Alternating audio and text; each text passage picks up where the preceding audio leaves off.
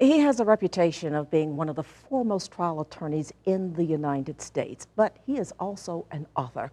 And we are just honored to have in the studio with us today Mike Papantonio to talk about his latest work. Welcome. Thank you, Sue. I was so excited when I saw this. You've got to come tell us about this. Your book, Law and Disorder. First, I want to ask you, how did you get into writing?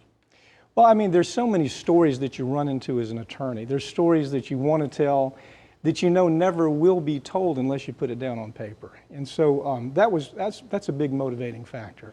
But one might expect that you write a story, though, that's more legalese from the standpoint of, okay, I had a case and here's the case. Yeah. But this is a novel. Yeah, it is. It's a novel. What I tried to do was mix up real stories, stories that the media is not able to tell, because they're fairly complex stories, but they're adventure stories, they're thriller stories. And this is what we do every day. As a trial attorney, the things that are in this book actually happened, with the exception of a couple of issues. But the point is, you're able to take those stories and you're able to tell people, for example, every day, they're busy. They don't have time to find out what's happening to them politically, socially. They don't hear the backstories. This is a book that hopefully entertains, and at the same time you walk away from the entertainment saying, I wish I knew more about that topic, and maybe a political issue, maybe a social issue. And so that's the combination I've tried to reach in this book. Set the stage a little bit for us with Law and Disorder. Nicholas Dichotomous is an attorney who handles mass tort cases. And it centers in this Pensacola area, and it's based. It actually starts off with a case that our firm actually handled. It's called the Ranadol case, which is not actually the name of the product, but it was a birth control case, and it then leads the reader into understanding how it is that the pharmaceutical industry is able to get away with some of the things that they get away with. In this story, we have a young lady who dies because of the Ranadol product. And then from there, it tells the backstory. How did that happen? What were the politics behind it?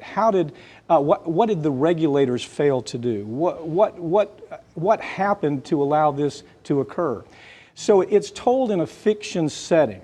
But at the end of it, you understand that the issues that are actually talked about actually occur every day. And you were saying that, is it just for people who might be from the area or have been around for a long time, that you might recognize some I think some anybody, people? Yes, Sue, I think anybody who reads the book is going to say, well, not every character is from here, but you're going to see a lot of them from here, and all of it is based here.